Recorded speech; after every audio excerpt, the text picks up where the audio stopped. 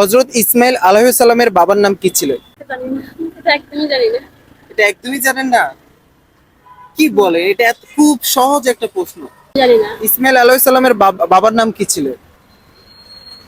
আমি এটা জানি না। এটা হয়তো সহজ, কিন্তু আমি জানি না। মানে নবীদের জীবনী কখনো পড়েন নাই?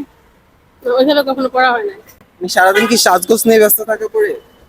আমি কখনো সাজিও না, বাইরে আসে টুকটাক। আপনার কি মনে হয় এটা জানাটা আপনার জন্য খুব জরুরি হ্যাঁ, অবশ্যই জরুরি। এবং খুব ইজি একটা প্রশ্ন এটা? ইজি, বাট আমি জানি না বিধে আমার কাছে কঠিন লাগতেছে। কঠিন লাগতেছে? আমি জানি না একটু ভাববেন, একটু ভেবে দেখেন। না, ওইভাবে কখনো হয় না, তো ভাবলেও আসবে না। এটা জানেনই না আপনি? এটা আমি একদমই জানি না। তো ইজি একটা প্রশ্ন জানেন না, তাহলে আপনাকে কানে ধরতে হবে।